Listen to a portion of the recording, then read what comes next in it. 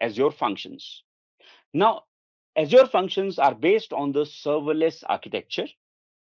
We will going to explore Azure Functions and then we will see how to develop Azure Functions. So explore Azure Functions. Now, Azure Functions basically are used with the microservices concept, right? Where you want to run your code independently, right? Which can be scaled independently, created independently, deployed independently, right? And if they fail, it should not affect others. Now, Azure Function that you're working with, basically, this is a piece of a code. You know that what function? Function is a method. Usually that method is written in my application and it runs in my system. But I want to run that function independently in the cloud so that whenever we need it, we can call it and it will perform some action. And we don't want this Azure function should run 24/7. If we are not using it, why should we pay for it? So we want that whenever we need it, we submit a request, it will prepare the environment, run your code, and then delete the resources so that you don't have to pay for it. That's why it is serverless in nature. So Azure Function is a great solution when you want to execute certain logic based on the request, right? So you will go with that. So now when we talk about Azure Functions, so you need to understand Azure Function is basically serverless in nature, as I discussed. Functions are serverless, right? Azure Functions contains business logic, business logic that is executed,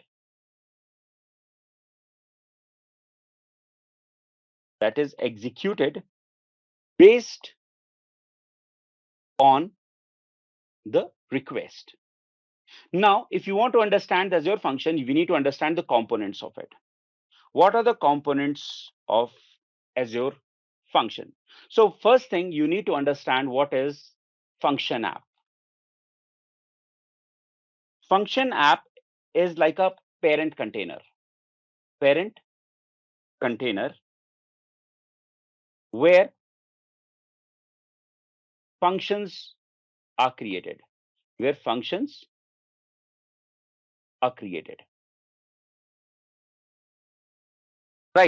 Where functions are created.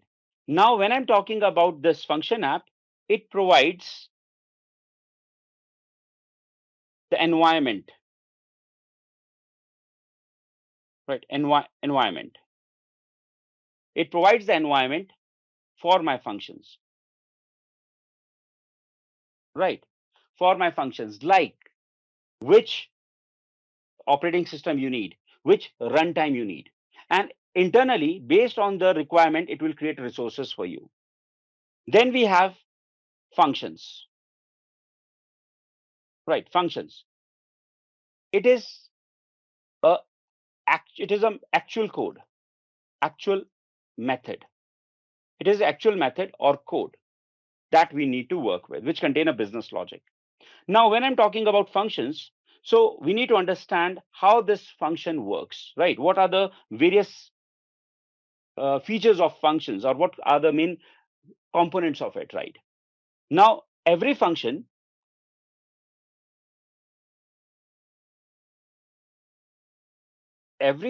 has one, the trigger, right?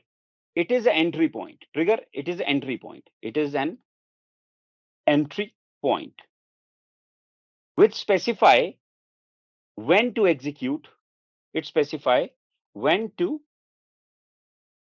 execute the action or method.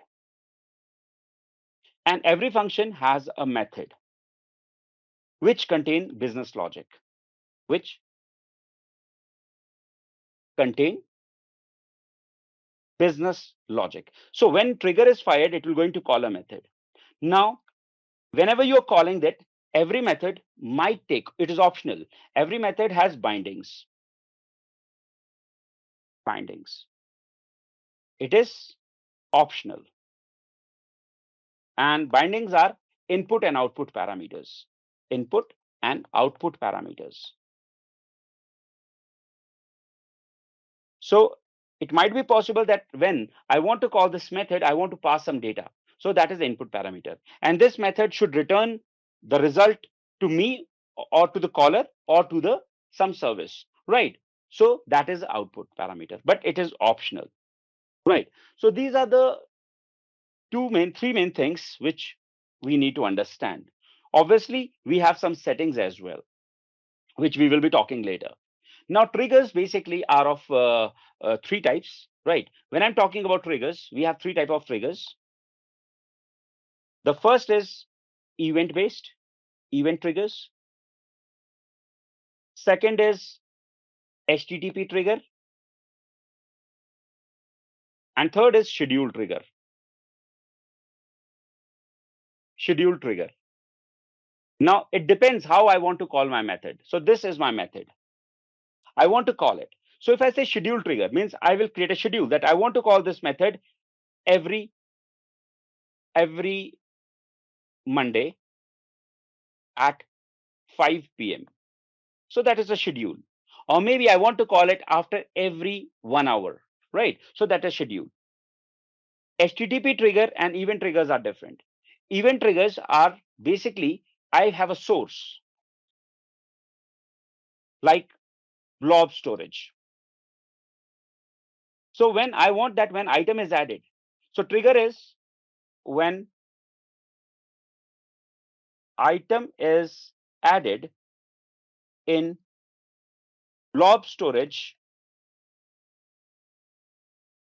B1, then call this method, right? So this trigger is keeping an eye on that. As soon as you add an item here, so this item will be passed as an event to the message one. So it says that this trigger is keeping an eye. Say, hey, item is added. Let me call the method one, and its logic will be executed. Right. So that's the event trigger. Whenever any event occurs on a particular source, right, then I can work with the method. So I have to attach a trigger which will decide that which source, which event I need to focus on. Right. Then comes HTTP trigger. HTTP trigger is basically when you create a method, it will generate a HTTP URL.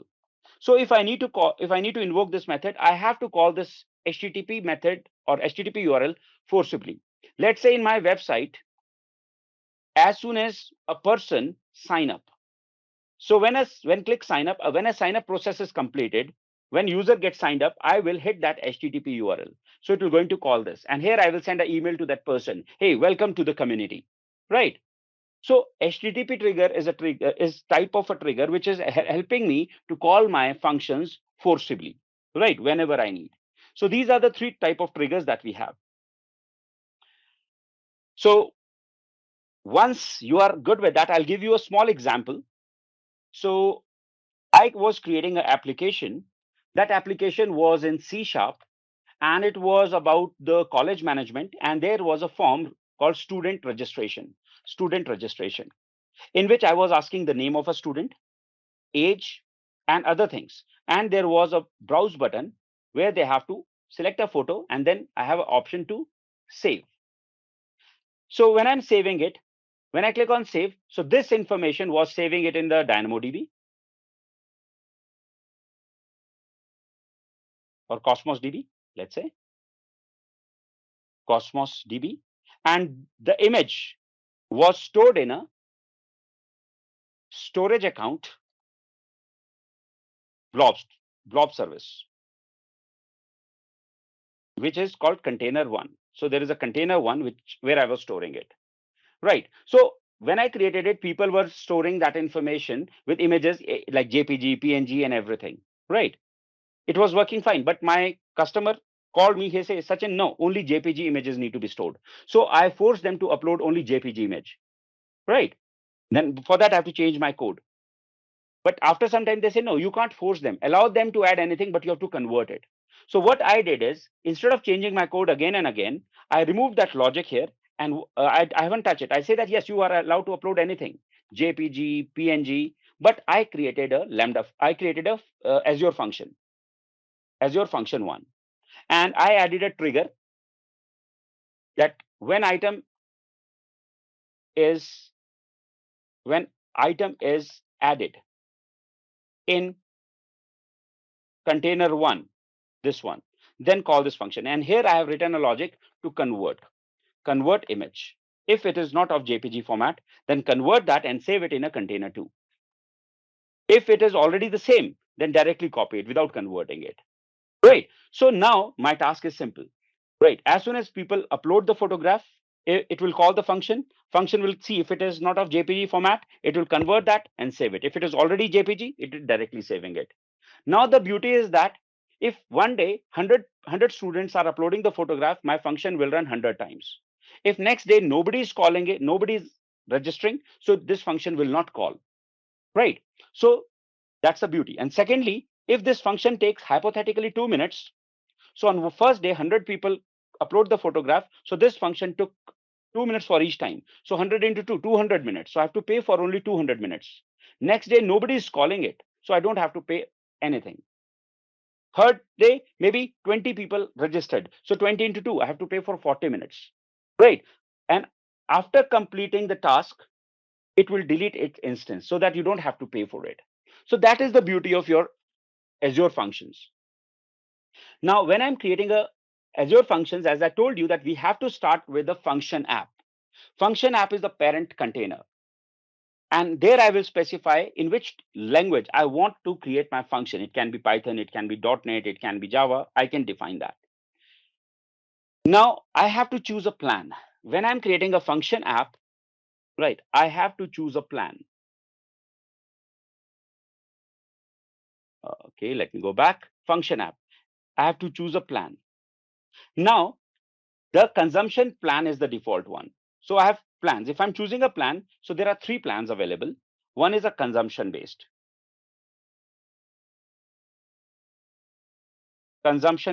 which is a default option, means serverless. I don't have to specify any resources.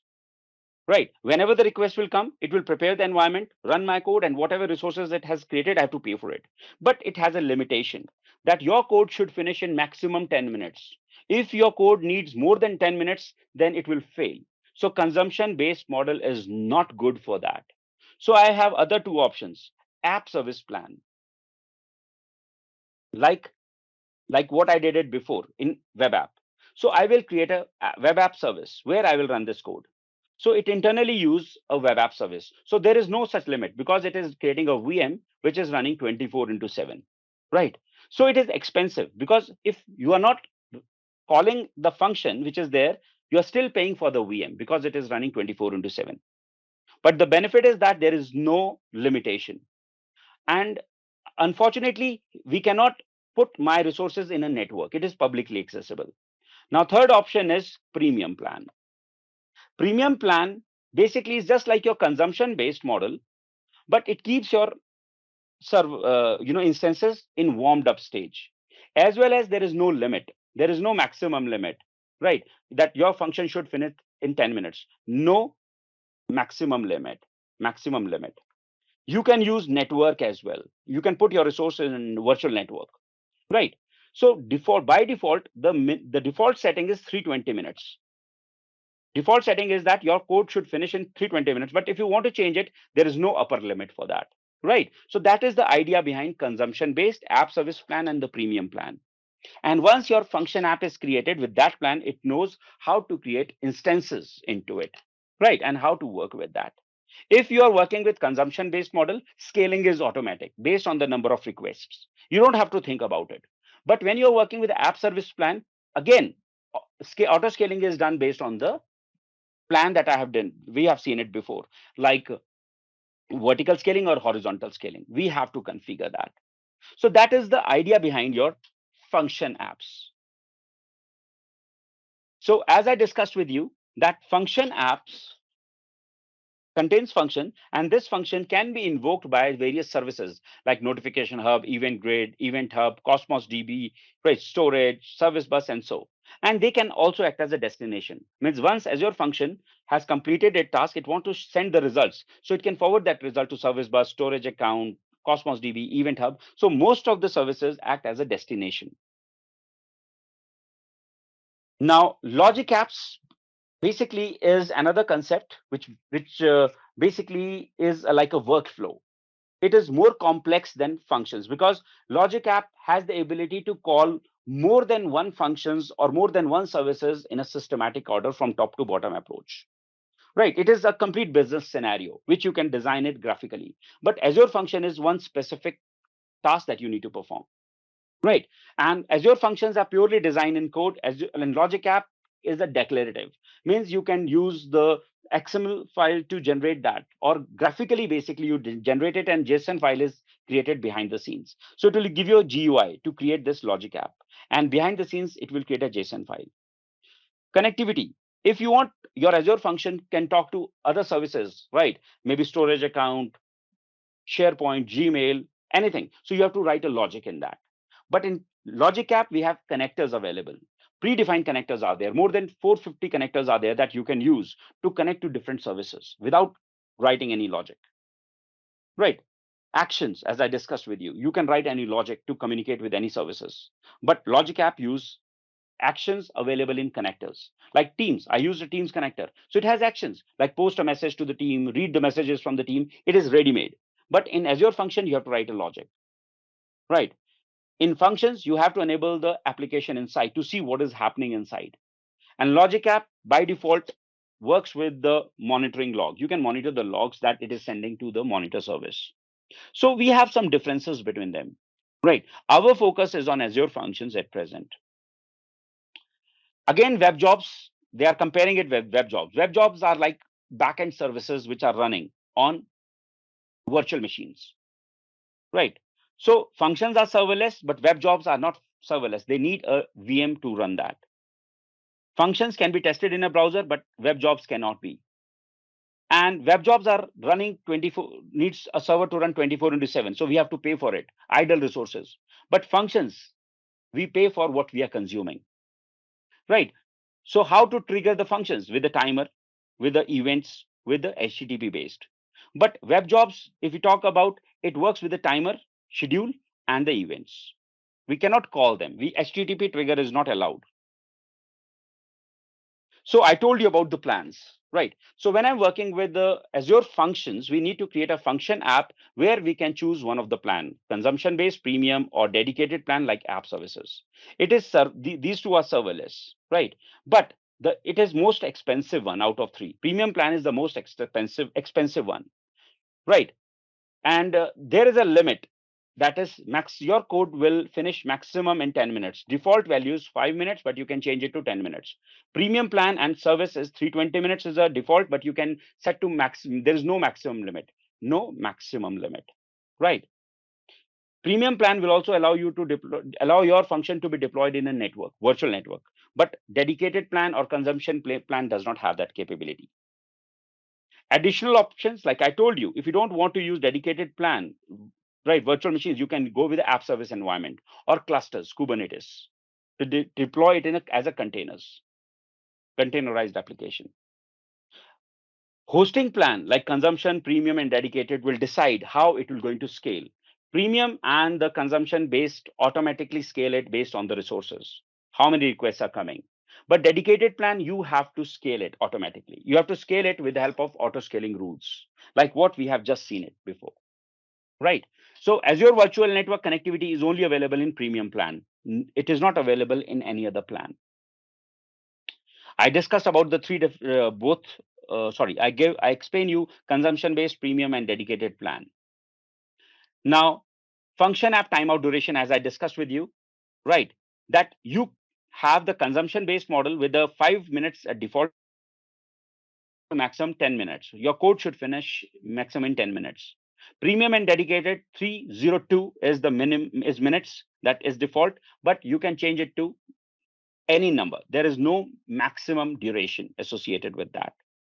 Right, I think I said 320, but it is 302 minutes as a default. Okay, now if you want to change these settings, where you will do that? So function app has a host.json file where you can set a property called function timeout, and then you can set the value of it.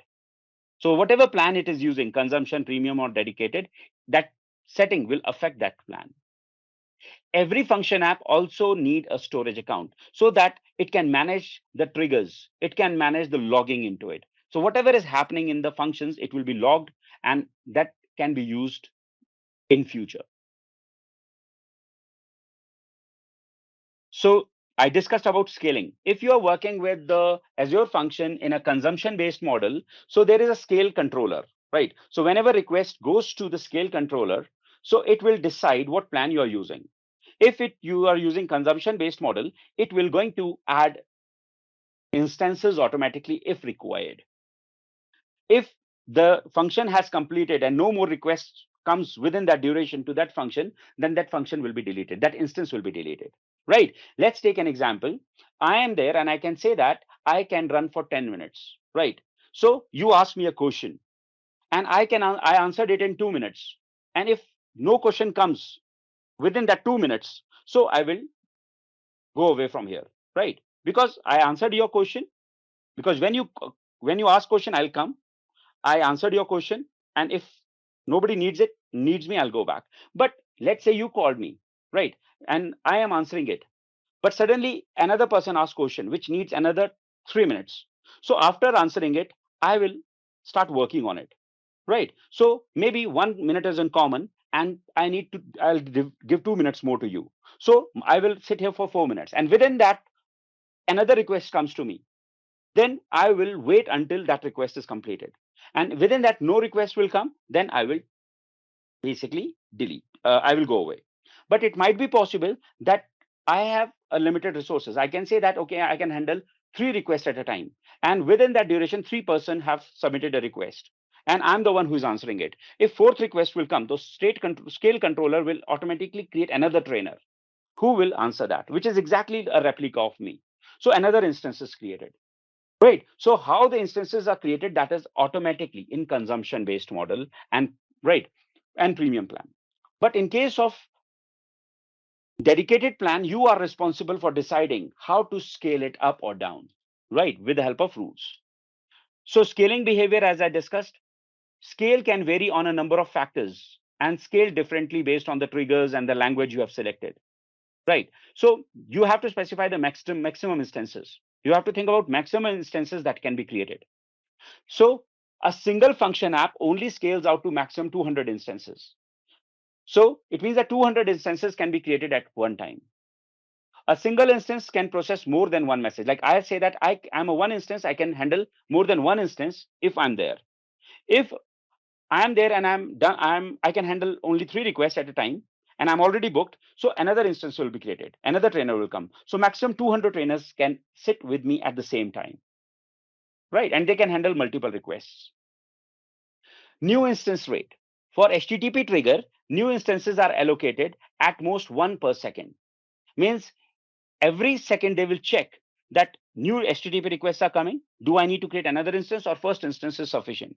But for non-HTTP trigger like event-based, scheduled, so new instances are allocated after every 30 seconds, right? So HTTP per second. For non-HTTP, every 30 seconds, they will check, do you need more instances? If yes, so instances are allocated. Limit scale out. You may wish to restrict the maximum number of instances an app used to scale out. So in the host.config file, you can also specify that how many maximum instances you're ready to pay for it. But in case of dedicated plan, you have to work with the auto scaling rules as we have just covered, because that is basically a way by which you can decide that whether you want